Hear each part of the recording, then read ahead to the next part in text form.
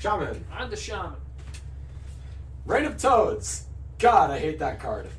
But I'm giving it a 4 because it's really busted. It's a great card. It's definitely 4.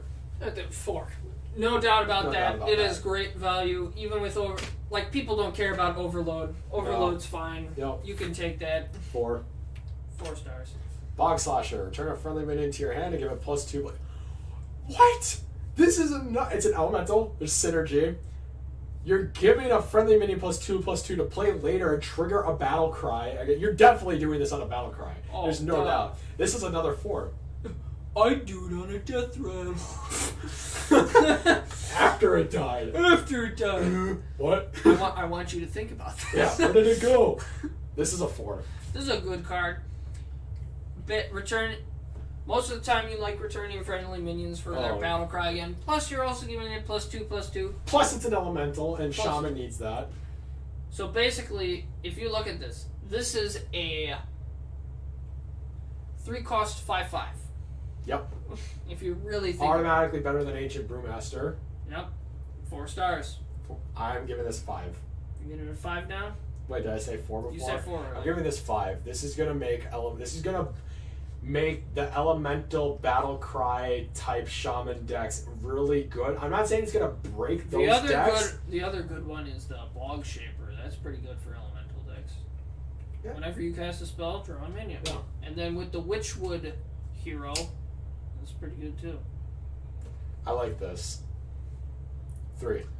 Because it's basic, because it's a basic totem. Just a solid.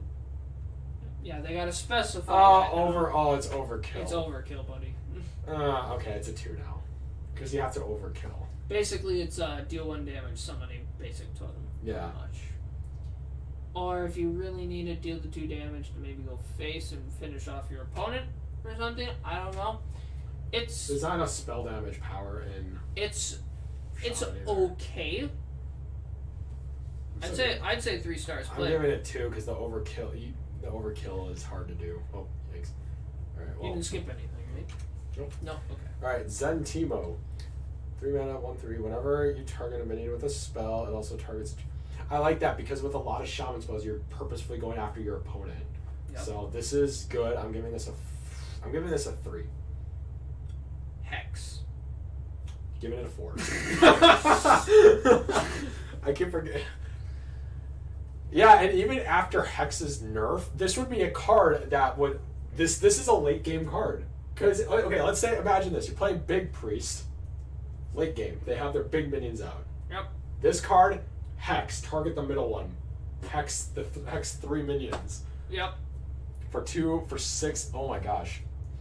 And, yeah, okay. 4. I like that I can change your mind with, like, 1 word. Oh, yeah. I mean, it's not really too hard, Egg. but... Egg. Hex. Hex. It goes up a star. 4. I think it is absolutely incredible. Mm-hmm. I don't think it's meta breaking. It's close. Oh, for sure. Just because that can make a spell shaman just pretty dang good. Yeah. But it does get 4 stars from me. Yep. Haunting Visions. The next spell you cast this turn costs 3 less and then discover a spell. 4. Easily. Because this card is essentially just discover a spell. Right? Because like the three here, these 2 negate each other essentially. Right. But there's also the discover a spell. But would you really do 0? Would you play a 0-cost discover a spell card? Yeah, I would. Okay. I would because discover I get choices. I'm thinking of so think of like some of the mage cards that add a random mage spell to your hand. This is essentially a better version of that because you get to pick of 3. Mm-hmm. I would do that. This is a 4. Okay. It's decent. God damn it, is it going to be a 2 for you again? Okay. It's not that bad. It can very much see play. I would say 3 stars though. Okay. Playable. Big Bad Voodoo. Give a friendly minion death rattle, summon a random minion that costs 1 more. So this is like going off the evolution. Pretty much, yeah. So this is like a slower version of that one Echo card. Right. That you could compare evolve, right? There's a shaman spell. It's like 2 mana, evolve. You can cast this again. No, that's 1 mana, buddy. So this is like a slower version of that. Right. 3. And then basically, 2. you get the minion until it dies. So that's kind of nice. I'm debating between 3 or 2. I can't say this. See, the thing is like the evolve shaman has been so hit or miss with me as far as like appeal goes that I can't say between 2 or 3. Is it going to depend on what I say? Probably. Probably not.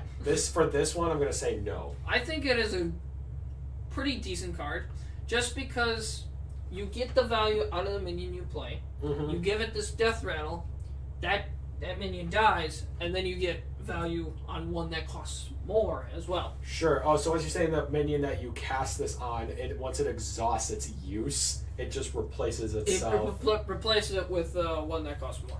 I still can't decide between 2 or 3. It's most comparable to... Reincarnate? No.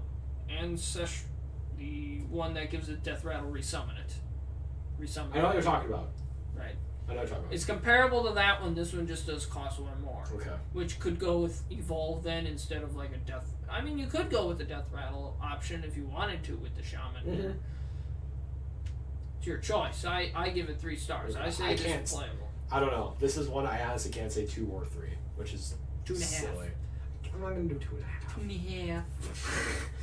Lick 'em. I like this one.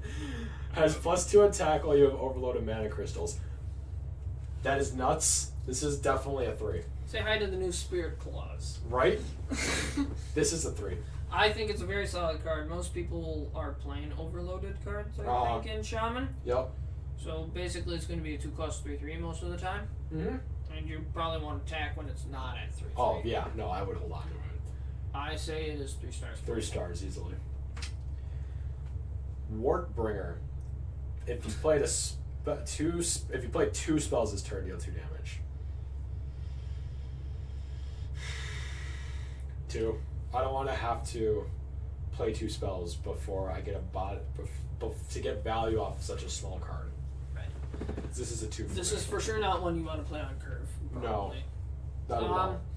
The payoff for playing 2 spells... I mean, Shaman, honestly, I think plays a lot of spells much anyway, but the payoff isn't that amazing. No. I don't think. But it's not horrendous. I would say it is actually still playable at 3 stars. I was almost going to say 1. But I can would, understand it being 2 stars. I wouldn't play it. I could say it's playable. I play a lot of stuff anyway, but... That's true. I'm talking about for common human people. I am not normal. Well, you are not immortal. You are an intellectual. Intellectual. Spirit of the Frog. That's a cute card. I like that. Whenever you cast a spell, draw a spell from your card that costs 1 more. I like that. I would play this, believe it or not. I'm giving this a 3. It obviously combos with the Loa card. You'll get to see that one pretty soon. I think this is a fantastic card. You just play stuff, you play a spell, you draw one that costs more. You play a spell, you draw one that costs more. You play a spell, and you just keep going. It is a good card. I give it 4 stars. I'm giving it 3. Because you can miss. You can miss the cost timing kind of thing. But, like, I mean, it's still a free draw at 3 mana. It's still like you play this, you play a spell, you get spell's effect, and then you replace the spell with a card. It also combos totally pretty nice with Haunting Visions as well. Yeah. Oh, for sure. Alright, ready for the law? Yep. Ew. Craggle of the Frog looks freaking ugly. Return all spells you play. Wow. Okay, I like that. Because you can cast all your spells 1 turn, play this, you get a decent body and all your spells back. I'm giving that a 4. Which I think once again combos with that Wartbringer too then. You're I playing a bunch of spells yeah. anyway. Yeah. Might as well get But the thing is like I wouldn't just run Wartbringer just for the sake of it being its payoff. I would cast spells to get this payoff. Right. I'm giving this a 4. It's easily a 4. It's a solid body. You get great value. Mm-hmm. I give it a 4. This would be a deck I would run Yogg in. If I played Kragwa, oh boy! and I would if I played Kragwa in a deck, I would automatically play Yogg. Just play Yogg and Hunter. You got Zul'jin over there anyway. I'm done with Hunter. Oh my gosh. I give this 4 stars. I give this 4. This makes Yogg better too. I'm just saying.